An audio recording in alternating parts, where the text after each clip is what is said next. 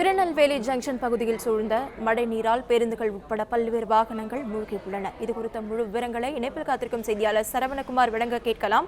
சரவணகுமார், வணக்கம். தகவலை பதிவு பண்ணலாம்.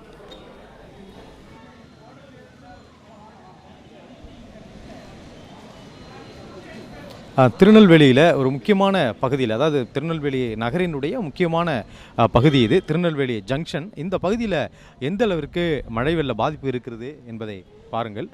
ஒரு 2 பேருந்துகள் மூழ்கி இருக்கிறது இதில்.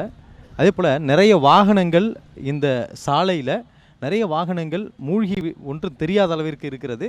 ஒரு சில வாகனங்கள் மட்டுமே நீரில் மிதக்கக்கூடிய காட்சிகளை பார்க்கலாம். எந்த அளவிற்கு மழை வெள்ளம் இந்த பகுதியில் சூழ்ந்திருக்கிறது என்பதை பாருங்கள். இங்கே இருக்கிற நிறைய வணிக நிறுவனங்கள், ஜங்ஷன் பகுதி திருநெல்வேலியில் முக்கியமான நகரினுடைய ஒரு மையப்பகுதி. இங்கு தான் திருநெல்வேலி ரயில் நிலையத்திலிருந்து ரயில் நிலையம் செல்லக்கூடிய வழியும் இதுதான்.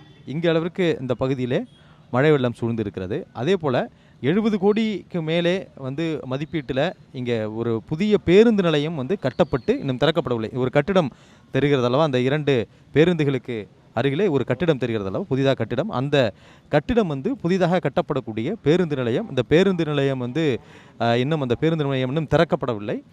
இந்த பகுதியில் தான் இந்த அளவுக்கு வெள்ள நீர் சூழ்ந்திருக்கிறது. இங்கே 1000க்கும் மேற்பட்ட வணிக நிறுவனங்கள், அந்த வணிக நிறுவனங்கள் முழுமையாக வெள்ள நீர் சூழ்ந்திருக்கக்கூடிய காட்சிகளை நம்ம பார்க்கலாம். 100க்கும் மேற்பட்ட வாகனங்கள் இந்த பகுதியில் மழை வெள்ளத்தில் மூழ்கி இருப்பதாக தெரிவிக்கிறார்கள். இந்த பகுதியை பொறுத்தளவு குடியிருப்பு பகுதிகள் இல்லை, வணிக நிறுவனங்கள் அந்த பகுதியில். ஆனால் இந்த சாலை இங்கிருந்து தச்சநல்லூர் வரை செல்லக்கூடிய சாலை, சிந்து பூந்துறை என்ற ஒரு பகுதி இருக்கிறது. இங்கே நாம் இருக்கக்கூடிய பகுதி என்பது தாமிரபரணி ஆற்றிலிருந்து ஒரு கிலோமீட்டர் தொலைவு இருக்கக்கூடியது. இந்த தாமிரபரணி ஆற்றில் வெளியேறக்கூடிய உபரினுடைய அளவு அதிகம். பல்வேறு இடங்களில் மழை பெய்து கனமழையினால் அதில் தாமிரபரணி ஆற்றில் கலந்து இன்னும் உபரியினுடைய அளவு அதிகமாக இருக்கிறது. 30,000 கனஅடிக்கு மேலே தாமிரபரணியில் தண்ணீர் திறந்து விடப்படுவதாக தெரிவிக்கப்பட்டிருக்கிறது. இது இல்லாமல் பல்வேறு இடங்களிலிருந்து மழை பெய்யக்கூடிய இடங்களிலிருந்தும் எல்லாம் இந்த தாமிரபரணியில் தான் தண்ணீர் கலந்து இங்கிருந்து வடிந்து விட வேண்டும். இதனால் தாமிரபரணியினுடைய கரையோரம் இருக்கக்கூடிய எல்லா பகுதிகளிலும் சூழ்நிலை இதுதான். இது தாமிரபரணி ஆற்றிலிருந்து 1 கிலோமீட்டர் தொலைவில் இருக்கக்கூடிய பகுதி. இந்த பகுதியிலே இந்த அளவிற்கு மழை வெள்ளம் இருக்கிறது என்பதை பாருங்கள். அதே போல் சிந்து பூந்துறை என்ற ஒரு பகுதி இந்த வழியாக செல்லக்கூடிய வழி, அதிலும் ஒரு 500க்கும் மேற்பட்ட வீடுகளை இது போன்ற வெள்ள நீர் சூழ்ந்திருப்பதால் அந்த பகுதியிலிருந்து வரக்கூடிய ஒரே வழி இதுதான். மற்றொரு பகுதிக்கு அவர்கள் செல்ல வேண்டும் என்றால் அங்கிருந்து தச்சநல்லூர் வழியாக அவர்கள் செல்லலாம். ஆனால் அங்கும் அந்த கரையோரம் என்பதனால, ஆற்றினுடைய கரையோரம் என்பதனால அந்த பகுதியிலும் அவர்களுக்கு செல்ல முடியாத நிலை இருப்பதாக சொல்லப்படுகிறது. அதுதான் குடியிருப்பு பகுதி.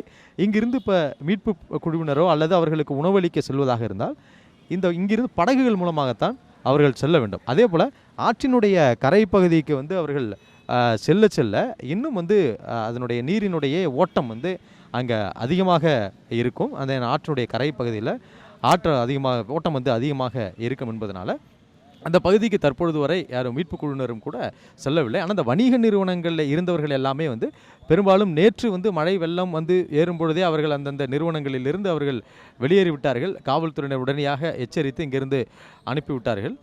சிலர் இந்த மாடிகளின் மேலே இருந்தாலும் அவர்களும் மீட்கப்பட்டு அவர்களும் வெளியேறிவிட்டார்கள். இந்த புதிய பேருந்து நிலைய கட்டடம் இருக்குது. இந்த கட்டடத்தின் மேலே சிலர் நின்று கொண்டு இருக்கக்கூடிய காட்சிகளை பார்க்கலாம். இவர்கள் கீழே இறங்கி தற்பொழுது வெளியேற முடியாத நிலையில் அவர்கள் நின்று கொண்டிருக்கிறார்கள். மீட்பு படகும் கூட இந்த பகுதிக்கு ஒரு படகு தான் இருக்கிறது. அவர்களும் அத்தியாவசிய பொருள் அங்கே இருப்பவர்களுக்கு கொடுப்பதற்காக அந்த படகிலே வெகு தூரம் அவர்கள் சென்றிருப்பதாகவும் சொல்லப்படுகிறது. இந்த நெல்லையினுடைய ஒரு முக்கியமான பகுதி இந்த ஜங்ஷன் பகுதி. இந்த பகுதியிலும் இது போன்ற ஒரு நிலைதான் இருக்கிறது. அதேபோல் திருநெல்வேலி நகரிலிருந்து மற்றொரு பகுதிகளுக்கு செல்ல முடியாத அளவிற்கு இந்த அந்த தாமிரபரணி ஆற்று கரையோரம் இருக்கக்கூடிய பகுதிகளெல்லாம் வெள்ள நீர் சூழ்ந்திருப்பதனால குடியிருப்பு பகுதி, அதே போல் முக்கியமான சாலைகள் எல்லாமே போக்குவரத்து முழுமையாக துண்டிக்கப்பட்டிருக்கிறது. தேசிய நெடுஞ்சாலையிலிருந்து வந்தோம் என்றால் அதில் ஒரு 2-3 அடி அளவிற்கு தண்ணீர் இருக்கக்கூடிய அளவிற்கு அந்த வாகனங்களில் தான் இந்த பகுதிக்கு அதிகபட்சமாக இந்த ஜங்ஷன் பகுதிக்கு வரலாம். இங்கிருந்து மற்ற பகுதிக்கு செல்ல முடியாது. இது தற்பொழுது பல்வேறு இடங்களில், அதாவது திருநெல்வேலியினுடைய நகரிலிருந்து பல்வேறு இடங்களிலிருந்து அவர்கள் நகருக்குள் இருப்பவர்கள் வெளியில் வர முடியாத அளவிற்கு முழுமையாக வெள்ளம் அவர்கள் சூழ்ந்திருக்கிறது. அதே போல் நகருக்கு வெளியில் இருப்பவர்கள் நகரினுடைய உள்ளே அவர்கள் செல்ல முடியாது. இதுதான் தற்பொழுது திருநெல்வேலியினுடைய நிலை. நேற்று முன்தினம் இரவு இந்த மழை தொடங்கியதாக சொல்கிறார்கள். இன்று காலை தான் சற்று ஓய்ந்து பிறகு தொடர்ந்து ஒரு சிறிது நேரம் ஒரு 15 நிமிடம் மழை விட்டதென்றால் பிறகு மீண்டும் வந்து மழை தொடங்குகிறது. இது போன்ற ஒரு சூழல் தொடர்ச்சியாக இருப்பதனால மழையும் இந்த வெள்ள நீரினுடைய அளவும் வந்து குறையாமல் தொடர்ந்து அதிகரித்து வருகிறது. பல்வேறு இடங்களில் இருந்து திருநெல்வேலி பகுதிக்கு இந்த தாமிரபரணி ஆற்றில் வரக்கூடிய தாமிரபரணியினுடைய நீர்பிடிப்பு பகுதியிலிருந்து தொடர்ந்து உபரி நீர் அதில் வெளியேறுவதனால தாமிரபரணி ஆற்று கரையோர இரு கரை பகுதிகளிலுமே இது போன்ற வெள்ளம் சூழ்ந்த ஒரு நிலை தான் இருக்கிறது.